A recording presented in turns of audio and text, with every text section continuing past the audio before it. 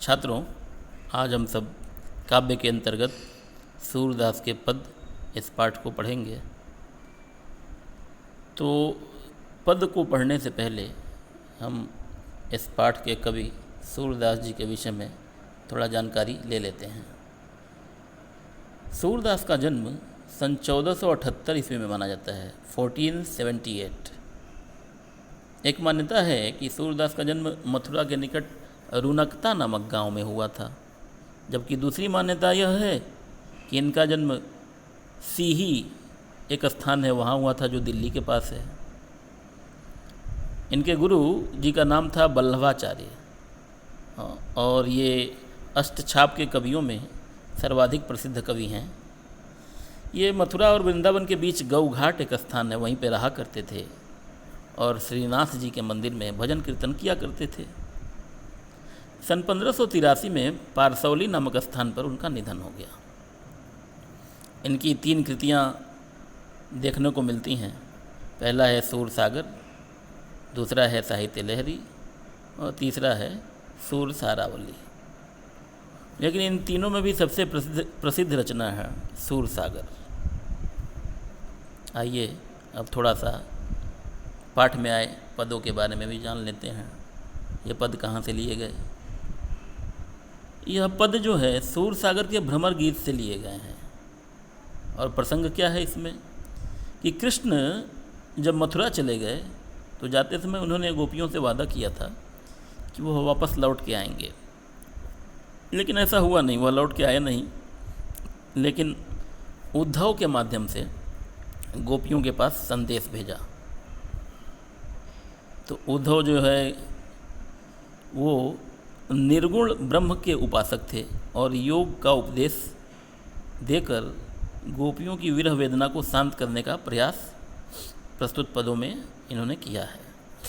लेकिन गोपियाँ ज्ञान मार्ग की बजाय प्रेम मार्ग को पसंद करती थीं, इसीलिए इन्होंने उद्धव के सारे तर्क काट दिए।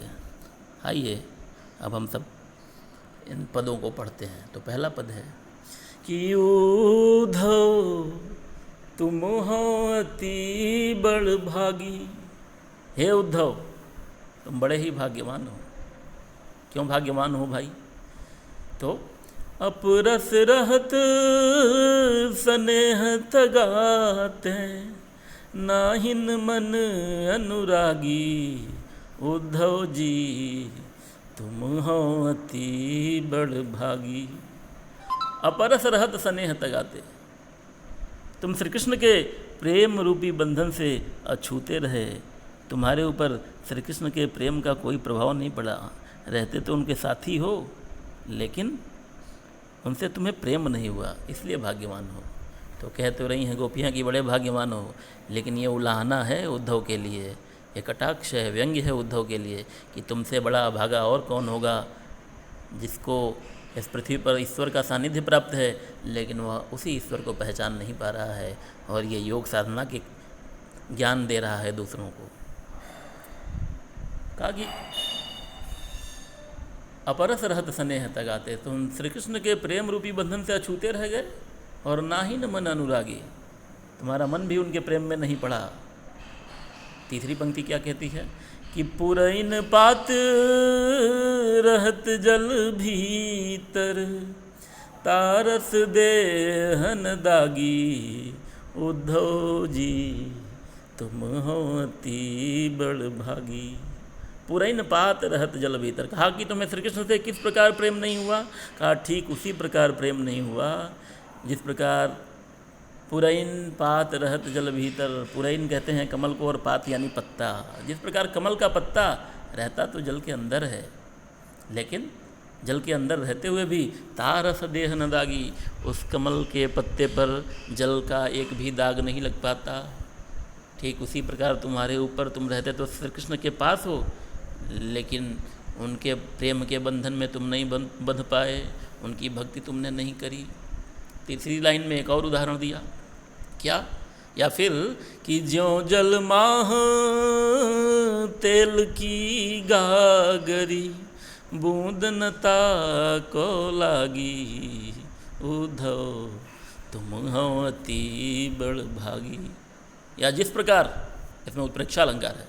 जिस प्रकार तेल से सनी हुई गगरी, तेल से पुती हुई गगरी को पानी में डुबोया जाए तो पानी का एक भी बूंद उस गगरी पर टिक नहीं पाता, फिसल के नीचे गिर जाता है। उस पानी का कोई असर गागर पर नहीं होता है। ठीक उसी प्रकार तुम्हारे ऊपर भी श्री कृष्ण के प्रेम का कोई प्रभाव नहीं है, तुम उनकी भक्ति में नहीं डूबे हो। अगली पंक्ति है कि प्रीति नदी में पाँव न बोरियो, दृष्टि न रूप परागी, उद्धव जी तुम हो अति बड़ भागी। प्रीति नदी में रूपक अलंकार है, क्योंकि यहाँ प्रेम को नदी कह दिया गया है। तो कहा कि तुमने प्रेम रूपी नदी में कभी पाँव नहीं डाला। प्रीति नदी में पाँव न बोरियो, तुमने प्रेम रूपी नदी में कभी पाँव नहीं डाला। कहने का मतलब है कि तुमने कभी किसी से प्रेम नहीं किया। और दृष्टि न रूप परागी, और तुम्हारी आंखें भी किसी के रूप पर आकर्षित नहीं हुई हैं।